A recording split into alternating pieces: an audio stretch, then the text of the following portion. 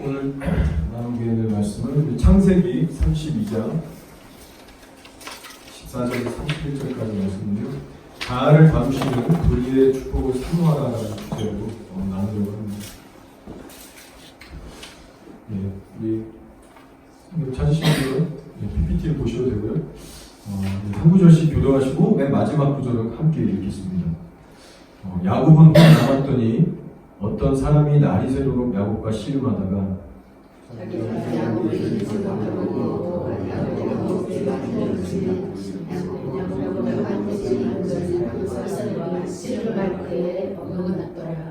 그가 이르되 날이 새려하니 나로 가게 하라.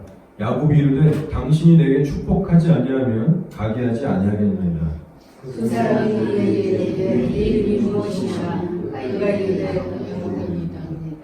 그가 이르되 내 이름을 다시는 야곱이라 부를 것이 아니요 이스라엘이라 부를 것이니 이는 내가 하나님과 및 사람들과 겨루어 이겼음이니라. 야곱이 대답하여 이르되 당신의 이름을 알려주소서. 그 사람이 이르되 어찌하여 내 이름을 대항하고 거기서 야곱이 축복하라. 그러므로 야곱이 그곳 이름을 브니엘이라 했으니 그가 이르기를 내가 하나님과 대면하여 보았으나 내 생명이 보존되었다 함이더라. 그가 하나님을 찾되 해가 들어가고 그의 허벅 다리로 말미암아 저었다. 아멘. 오늘은 야곱이라는 인물에 관한 말씀입니다. 야곱은 오래전 구약시대의 사람입니다. 그러나 하나님께서는 구약시대에 살았던 야곱이나 오늘날 21세기를 살고 있는 저와 여러분의 동일하게 하나님은 손길로 일하십니다. 자, 그게 어떤 손길이죠? 바로 우리 사람과 하여금 육적인 삶에서 영적인 삶으로 변화시키시는 그 일을 하십니다. 아마 우리 중에 이 하나님의 섭리를 모르는 사람은 한 명도 없을 거예요. 우리가 수도 없이 지금 말씀들을 배우며 이 시간까지 신앙생활을 하면서 이거에 대해서 모르는 사람은 아마 없을 겁니다. 그러나 여러분, 우리 안에 변화되고자 하는 그 갈망이 정말 진실되게 있는가? 정말 하나님께서 이끄시는 그 영적인 삶을 정말 살아내고자 하는 간절함이 있는가? 있다면 또 내 안에 얼마나 있는가? 이것이 우리에게 지금 가장 중요한 질문이라는 거예요. 왜냐하면 이 간절함이 있느냐 없느냐에 따라서 그 사람의 신앙의 진가가 결정되기 때문에 그렇습니다.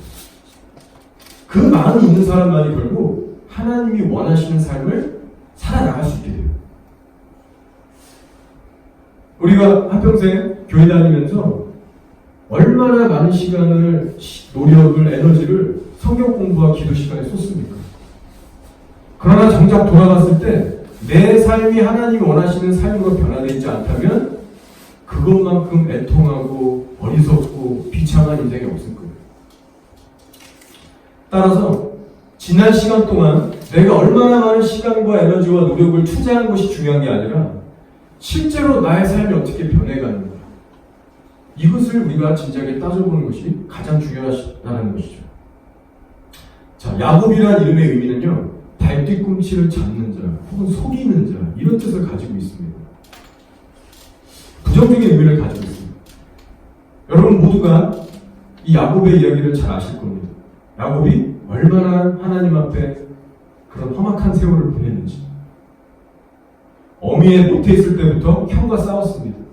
그리고 나이가 좀 들어서도 팥죽으로 야비하게 형의 장자권을 취했고요. 옷을 바꿔 입고 변장해서 아버지를 속였어요. 정말 그 이름대로 살았습니다. 그래서 야곱의 성격은요, 좀 얌전하고 여성스러운 그런 성향을 갖고 있었어요. 형과 달랐어요. 그러나 그렇다고 해서 마음이 온유했다거나 뭘 쉽게 남에게 양보했다거나 그런 소유자도 아니었습니다. 자기가 원하는 것은 악착같이 진용을 발휘해서 어떻게든 수단 방법 가리지 않고 가로채려는 사람이 바로 야곱이었어요. 그런데 정말 아이러니하게도 하나님의 축복은 강렬히 원했던 사람이었어요. 근데 하나님 눈으로 보면 축복을 받을 만한 그릇은 전혀 안 돼 있었어요. 자, 그래서 늘 좌충우돌할 수밖에 없는 그런 인생이 바로 야곱이었어요. 자, 그런데 좀 더 야곱의 어린 시절을 살펴보면요, 야곱은 모태에 있을 때부터 하나님의 놀라운 엄청난 계시를 받았던 사람입니다. 하나님이 직접 그 부모에게 주셨어요. 큰 자가 작은 자를 섬기리라. 그게 세상 밖에 나오기 이전에 그 신령한 예언이 주어졌습니다. 흔하지 않은 케이스예요. 그러나 여러분, 우리가 기억해야 될 것이 있습니다. 그것이 뭐냐? 아무리 하나님께서 주신 거창하고 놀라운 예언의 계시가 임해도요, 야곱은 태어나서 계속 육신적으로 살았다는 겁니다. 오늘날도 마찬가지죠. 아무리 기독교 가정에서 우리가 태어나고 부모의 기도가, 할아버지의 기도가 쌓였다 할지라도, 그리고 하나님의 예언의 말씀이 임했다 할지라도, 교회 생활을 아무리 열심히 한다 할지라도 나는 여전히 육적으로 살 수 있다는 겁니다. 야곱이 좀 더 커서 에서를 속여요. 축복을 빼앗아요. 장자권을 빼앗습니다. 그리고 나서 두려워서 삼촌 라반에게 도망을 가요. 그런데 가는 길목에 베델이라는 곳에서 잠을 자는데 꿈에 주님께서 환상으로 나타나시죠.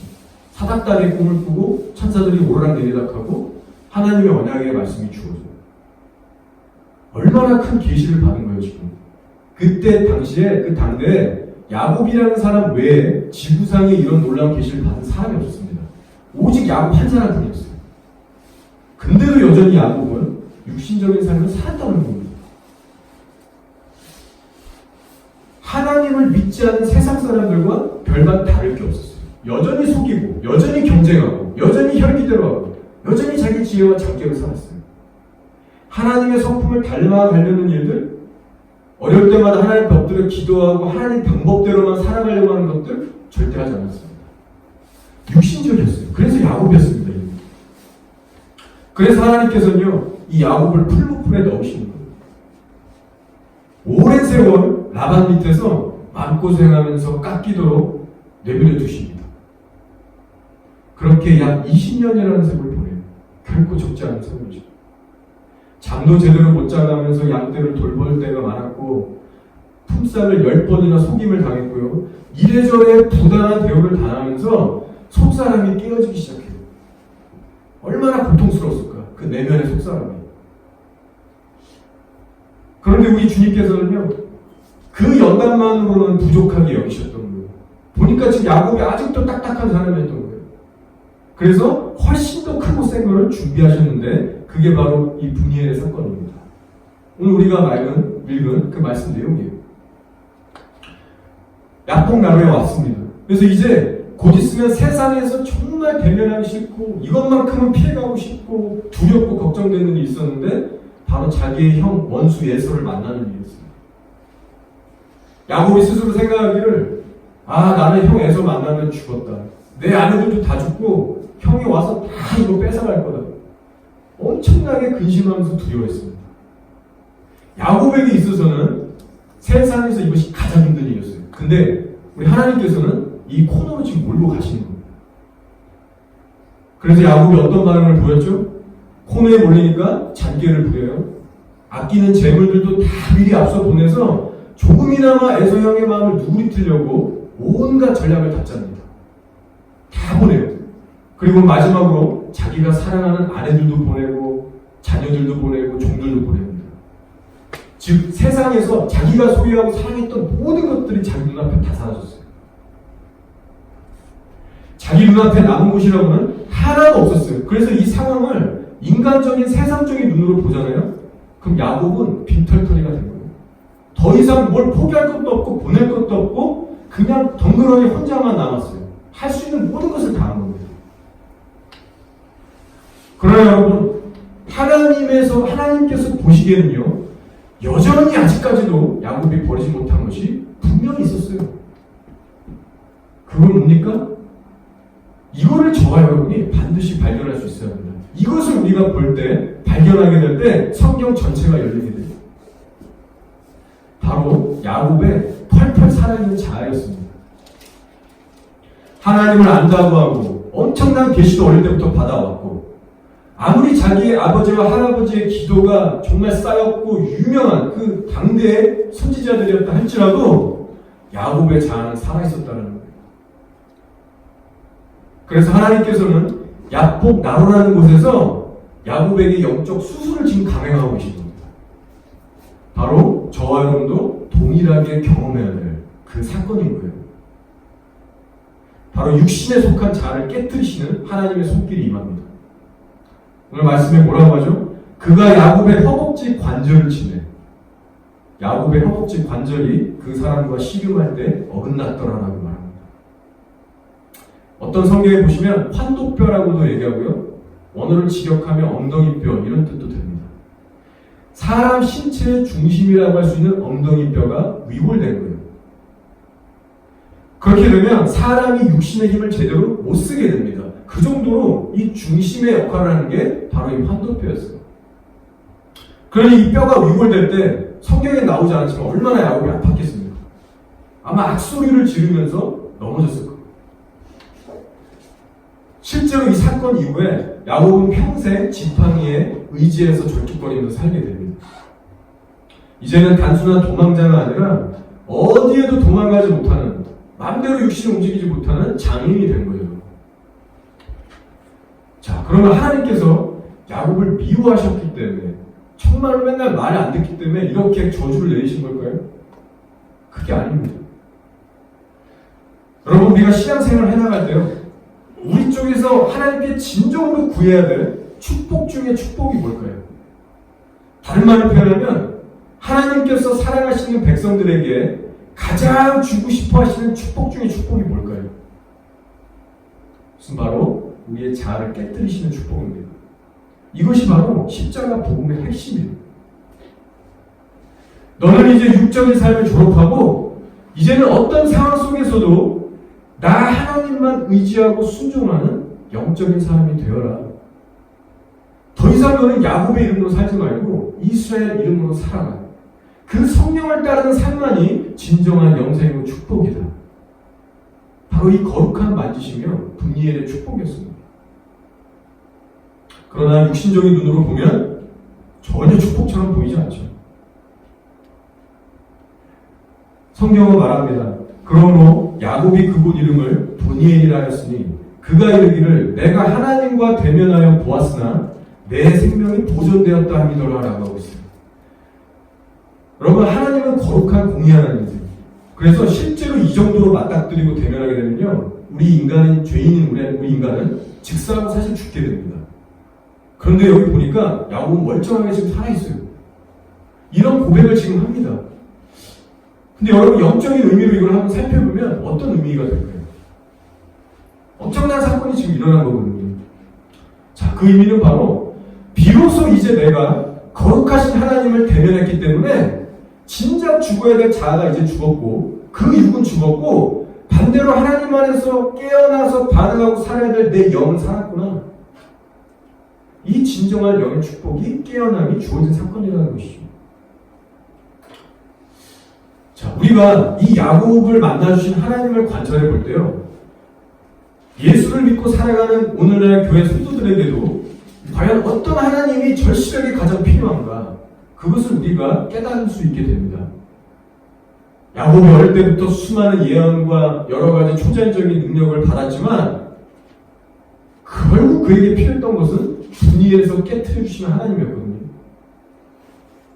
따라서 저와 여러분도 어떤 예언이나 꿈, 계시만을 주시는 하나님을 만족하고 예배할 것이 아니라 야곱의 자아를 다루셨던 하나님께서 실제 나의 삶에도 강력하게 다가오셔서 나의 속사람을 뒤집게 하시는 그 분이엘의 축복이 필요한 거예요.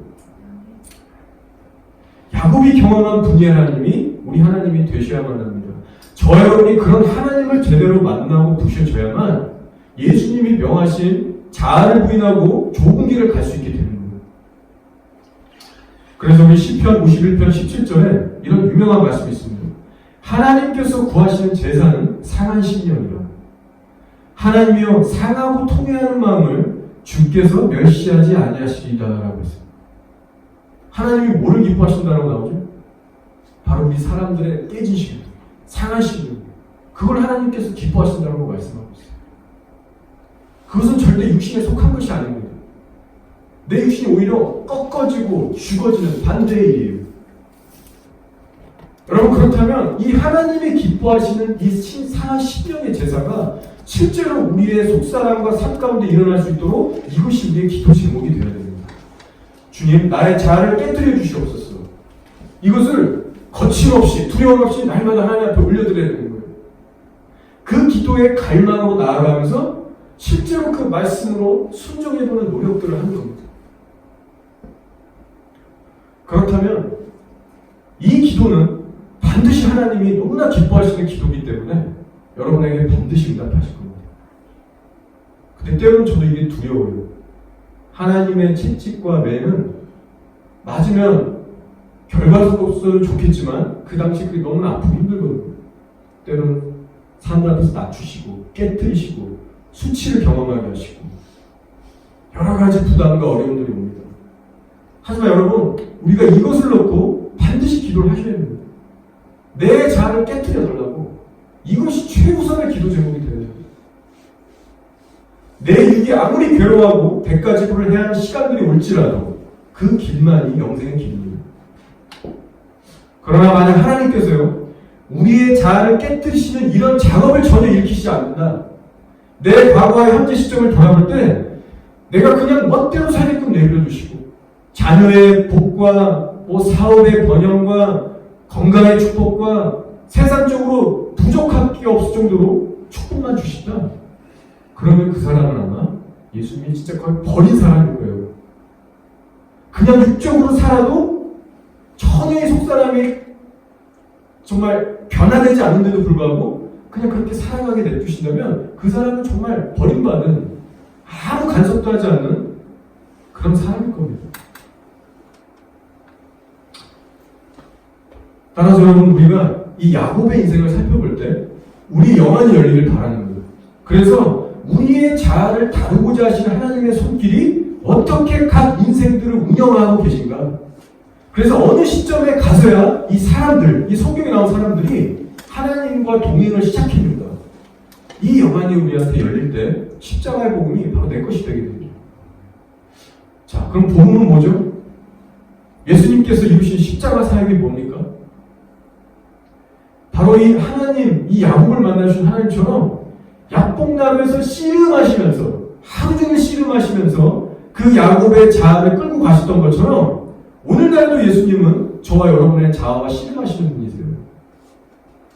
주의 이름을 부르는 자들에게 혹은 주를 찾는 자들에게 주님 혹은 모르는 자들에게 예수님은 하나님 때 나타나셔서 우리를 설득시키는 거예요. 그리고 그 자아와 씨름하셔서 우리를 어디로 끌고 가시느냐? 갈보리 언덕 십자가 사형틀로 끌고 가시는 거예요. 그리고 거기서 자기의 거룩한 아들과 함께 죽고 장사되게 하시는 거예요.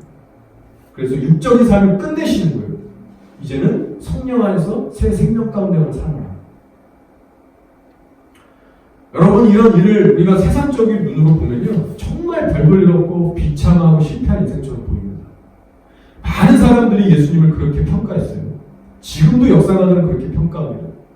그러나 하나님의 눈으로 보면 이것만큼 귀한 큰 축복이 없는 겁니다. 이 약복 나루의 분이할 사건이 우리에게 일어나야만 강 건너편에 있는 원수와 사망과 죽임에 대해서, 그 모든 죄에 대해서 우리가 승리하는 자가 되는 것입니다. 네, 오늘 말씀으로 돌아갈게요. 자, 하나님께서 야곱의 이름을 드디어 이스라엘로 바꾸십니다. 그가 이르되 내 이름을 다시는 야곱이라 부를 것이 아니요 이스라엘이라 부를 것이니 이는 내가 하나님과 및 사람들과 겨루 이겼음이니라라고 했습니다. 근데 여러분 한번 생각해 보세요. 이 표현은 정말 말이 안 되는 표현이에요. 지금 야곱은 에서를 이기는커녕 더 크신 하나님 이길 수가 없는 존재입니다. 사람들을 이길 수도 없고 하나님을 이길 수도 없어요. 근데 하나님께서 이겼다라고 해주시는 거예요. 역설적인 표현입니다. 자, 이스라엘이라는 이름의 의미는요, 여러 해석들이 분분한데 하나님과 다투어 이기는 자라는 뜻도 있고요, 이기는 자도 있고요, 혹은 반대로 하나님이 이기게 하시다라는 의미도 있습니다. 분분해요. 자, 근데 분명한 것은 말씀드렸다시피 사람은 하나님과 싸워서 이길 수가 없어요. 자, 그래서 이 의미는 뭐냐면 하나님을 이길 힘도 없고 은혜를 받을 자격도 없었던 야곱에게 하나님께서는 주권적으로 지금 은혜를 베푸신 사건입니다.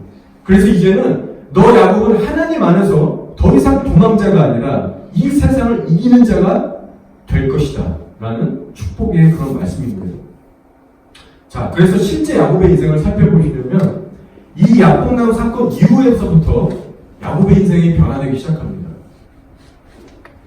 더 이상 계산 복잡하게 머리 굴려가면서 사고치고 수습 못하는 야곱이 아니라 하나님 앞에 잠잠하게 받아들이면서 사는, 하지만 내면에서는 어느 때보다도 하나님을 굳건히 신뢰하며 돌파하는 믿음의 성장을 볼 수 있어요.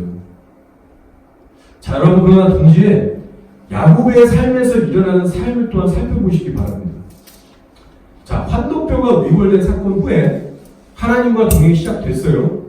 자, 그러나 그렇다고 해서 야곱의 삶에 갑자기 막 재정이 늘어나는 부자가 됐다거나 자녀들이 막 번성하고 잘 됐다거나 뭐 건강이 좋아졌다거나 그런 소위 우리가 말하는 세상적인 복이 부어지지 않았습니다. 오히려 반대였어요. 어려운 일들이 계속 터집니다. 자, 먼저 형인 에서와의 관계는 하나님 약속대로 잘 풀어주세요. 자, 그러나 시간이 곧 얼마 안 가서요, 야곱의 자녀가 복을 받는 것이 아니라 화를 당합니다. 어떤 일이 있었죠? 사랑하는 딸 디나가 강간을 당합니다. 하몰의 아들 세겜이라는 추장, 맞죠? 그 리더의 그 아들한테 강간을 당해요. 상상치 못할 일이 일어나요. 자기가 사랑하는 딸이 그렇게 희위 족속, 그 이방 족속의 그 남자에게 강간당하는 걸 여러분 생각해보세요. 정말로 정말 답답하고 미칠 것 같고 정말 복수하고 싶은 생각이 당연히 들었을 겁니다. 예전에 야곱 같았으면 어떻게든 치밀하게 계획을 짜서 독살을 시키거나 아들들을 모아가지고 어떻게든 그냥 해보고 도망갔을 거예요. 자, 그러나 성경을 보시면요, 야곱이 어떤 반응을 보였다, 어떤 악한 말을 했다, 저주의 말을 했다, 복수를 꿈꿨다, 그런 말이 전혀 나오지 않습니다. 그냥 잠잠하고 넘어가요. 대신에 아들들이 설쳤습니다. 거짓말로 동맹할 것처럼 한 다음에 할례를 요구했고 틈을 타서 피비린내 나는 복수를 펼쳤어요. 그래서 그때 야곱이 아들들을 꾸짖습니다. 너희가 어찌하려고 이렇게 했느냐? 너네들 이러다가 정말 사방의 민족들, 이웃들 다 합세해서 쳐들으면 우리가 어떻게 감당하려고 그러냐? 우리가 화를 당할 것이다. 물론 이 말 자체만 보면 우리가 다 알 수는 없지만 분명한 건 이제 야곱은 피로 복수하는 그런 일을 하고 싶지 않았던 거예요. 너무나 마음이 깨지고 어려웠지만 딸로 문제로 너무나 힘들었지만 하나님께 이것을 잠잠히 맡기고 묵묵히 기도하며 하나님의 인도하심을 구했을 겁니다. 그래서 실제로 하나님께서요, 이런 야곱의 공경 가운데 살 길을 열어주셨어요. 너 베델로 가라 이제. 거기 가서 나한테 예배드려라. 그러면서 동네 주변 민족들을 실제로 두렵게 만들어서 추종을 못하게 하셨습니다. 이것이 하나님의 역사예요. 그러면서 그 순간 야곱이 얼마나 하나님 앞에 믿음이 성장하고 영적인 사람이 됐는지 우리가 알 수 있습니다. 뭐라고 성경이 바로 얘기하냐? 야곱이 자기에 속한 사람들에게 명령합니다. 너희들 이 가나안 지역에서 구입했던 모든 우상 신들과 우상 귀걸이들 다 모아서 버리자. 실제로 다 모아서요, 상속이 나온 밑에 땅에 묻고 갑니다. 그리고 야곱 뭐라고 했냐면 너희들의 예복을 정결한 옷으로 바꿔라. 그렇게 명령해요. 그래서 하나님께 속하지 않은 것들을 다 정리하고 실제 베델에 가서 하나님께 제대를 쌓고 예배드립니다. 그러니까 하나님 보시기에는요, 야곱이 이 환도뼈 위골 사건 후에는 정말로 하나님의 예배자로 변화된 모습을 보이고 있는 거예요. 그리고 그 베델에서 하나님께서 다시 나타나셔서 내가 너를 야곱이라 하지 않고 이스라엘 하겠다. 다시 한번 컨펌해 주십니다. 그리고 나서는 몇 챕터가 지나고 아마 창세기 35장, 6장, 7장부터일 거예요. 이스라엘 이름으로 언급되다가 잠깐씩 야곱 나오다가 이렇게 끝이 납니다. 이스라엘. 자, 그러면 이제 행복한 나날들만이 이어져야 되잖아요. 이렇게 예배자로 회복됐고, 하나님이 싫어하는 것들 다 버렸는데, 하나님의 은총을 받고 있는데, 자, 그러나 여러분, 야곱의 인생에 계속적으로 비극적인 일이 일어납니다. 얼마 시간이 안 가서요, 사랑하는 아내 라헬이 베냐민을 낳다가 죽어요. 원수 같던 형과도 사이가 풀렸고, 그리고 정말 그렇게 사랑해서 고생해서 얻었던 라헬이 애를 낳다가 죽었어요. 얼마나 마음이 지금 찢어질까요? 집안에 지금 정말 울 일밖에 안 나오는 겁니다. 사랑하는 딸이 강간당하고 사랑하는 아내가 곧 죽었어요. 스트레스 지수가 얼마나 높겠어요. 그러나 그뿐만이 아닙니다. 얼마 후 시간이 안 가서 자기의 첫 빌하와 그 아들 중에 이 루벤이라는 이 아들이 동거를 해요. 동침을 해요. 불륜을 저지릅니다. 세상에서도 볼 수 없는 끔찍한 범죄를 자기 아들이 저지릅니다. 보통 사람 같았으면 머리 잡고 넘어갔을 거예요. 얼마나 그 마음이 당혹스럽고 어찌할 바를 모르고 죽일 수도 없고 아들을. 그렇게 몸둘 바를 모르겠는 고통이 엄성됐어요. 야곱에게.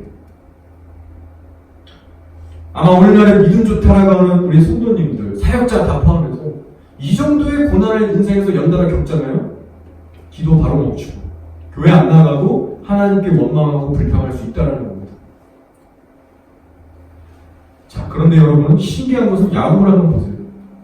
이런 삶의 우환들을 계속 겪음에도 불구하고 성경 어느 곳에서도 야곱이 하나님께 원망했다, 불평했다라는 언급이 전혀 없습니다. 놀라운 거죠. 왜 그렇습니까? 바로 이 약복 나루터에서 환도뼈, 이 자아가 부셔졌기 때문에 영적인 신앙생활로 접어들었던 거예요. 그리고 하나님은 그의 변화된 삶을 보시면서 너무나 기뻐하셨을 겁니다. 자, 우리가 이렇게요. 야곱의 환도뼈 사건 이후의 삶을 기준으로 해서 그의 후반전 인생을 살펴보실 때 우리가 믿는 동일한 하나님께서는 어떻게 우리 사랑하시는 자녀들의 삶을 인도해 가시는가? 어떠한 삶의 고난까지도 허락하셔서 만들어가길 원하시는가? 그 하나님의 열정의 마음을 볼 수 있다는 겁니다. 자, 어떤 손길이 있었는지 정리하면 이렇습니다. 사랑하는 야곱의 인생 가운데 먹을 것이 없어서 배가 고파서 이집트의 양식을 사러 갈 수밖에 없는 기근을 허락하셨어요. 사랑하는 사람들을 연달아 잃게 하셨어요. 요셉을 잃었고요. 아내를 잃었어요. 자녀들의 탈선을 허락하셨어요. 여러분 오늘날 유행하는 번영신학, 예수 잘 믿으면 부자 된다. 예수를 잘 믿으면 병 다 치유된다. 예수 잘 믿으면 자녀들 다 잘 된다. 이런 메시지들과 정반대의 상황을 지금 보여주고 있습니다. 창세기가. 야곱이 시간이 흘러서 요셉을 만나는 재회가 이루어지죠. 근데 그 일이 있기 전에 하나님의 섭리 안에서 이집트를 포함한 모든 땅에 기근이 들게 하십니다. 먹을 것이 다 없었어요.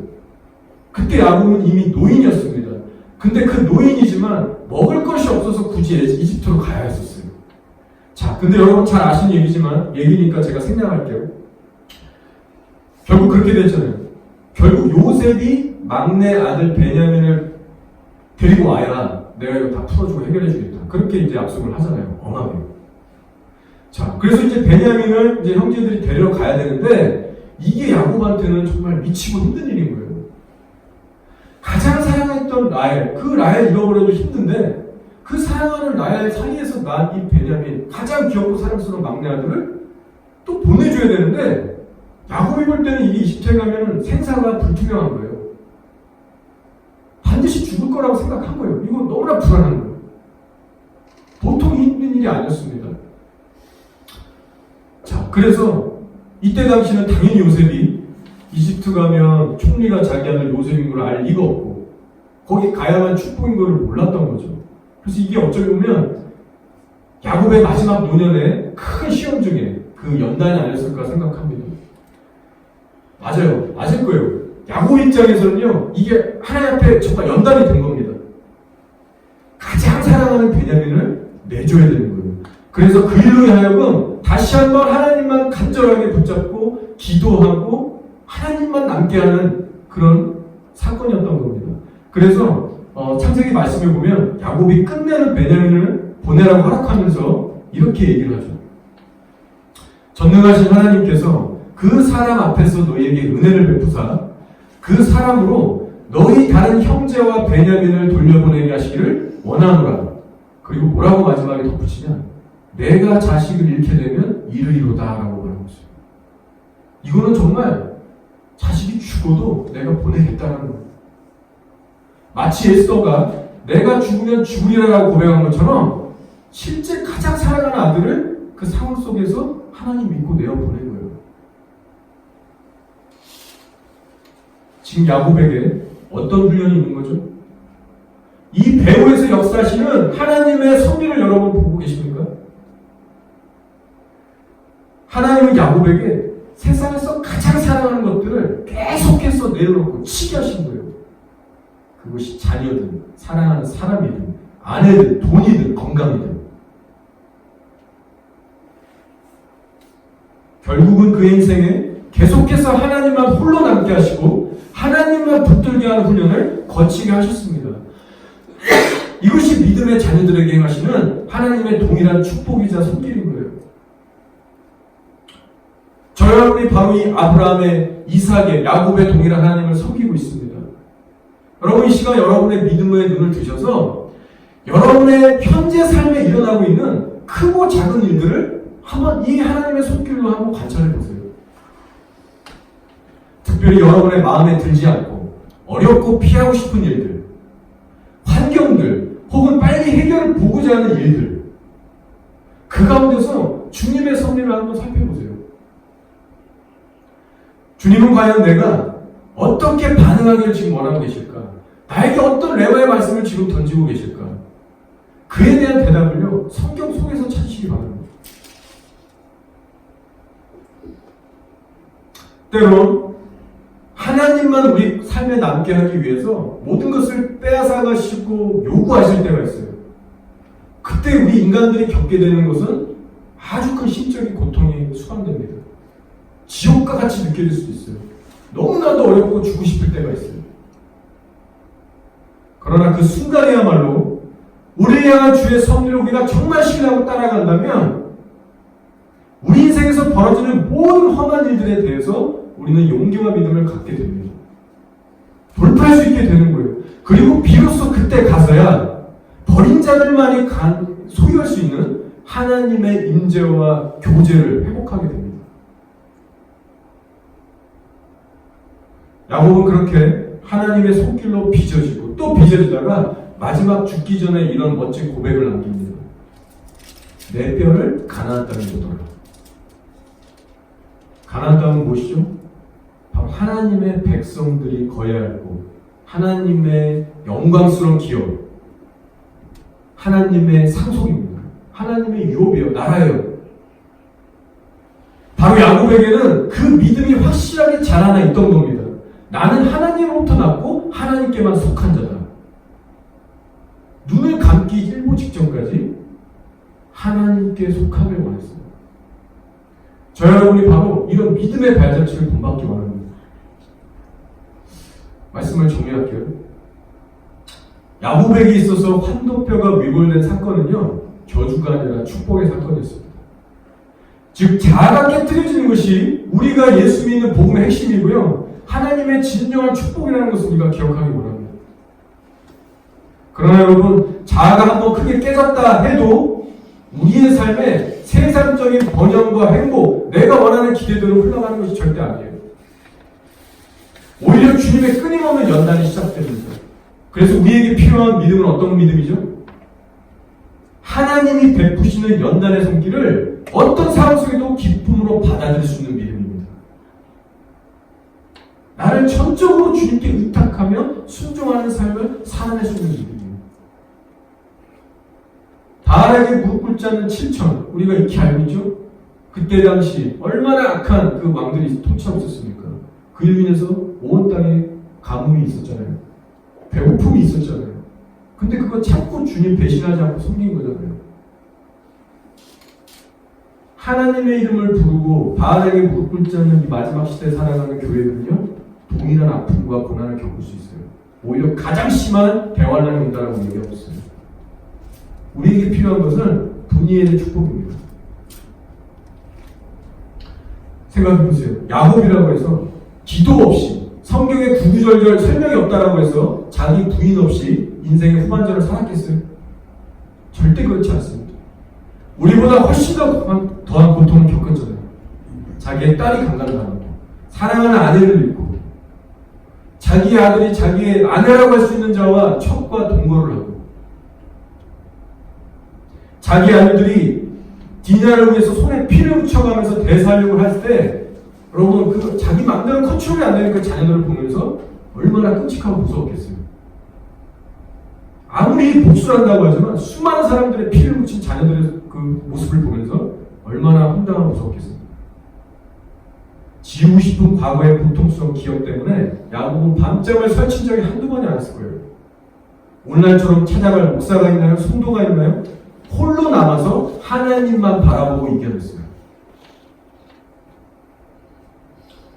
야곱은 힘들 때마다 자신의 환도뼈를 위골시킨 하나님의 손길을 기억했을 겁니다. 그리고 자신의 이름이 왜 야곱이 아니라 이스라엘인가? 자기의 이름을 되새겼을 겁니다. 저희도 마찬가지입니다. 우리가 날마다 죄와 싸우고 힘들고 힘겨운 인생의 문제들과 환경 때문에 내 믿음이 약해질 때 우리는 반드시 뭘 기억해야 할까요? 주변에 믿음 좋다는 사람들을 찾아다녀야 할까요? 그렇지 않아요. 바로 예수님의 못 박힌 손자국을 바라보는 일입니다.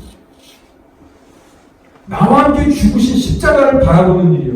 그 십자가로 나아갈 때 내 인생을 향한 하나님의 부르심과 섭리를 다시 한번 새롭게 깨닫게 되는 새로운 역사가, 그 은혜가 내게 부어지게 됩니다.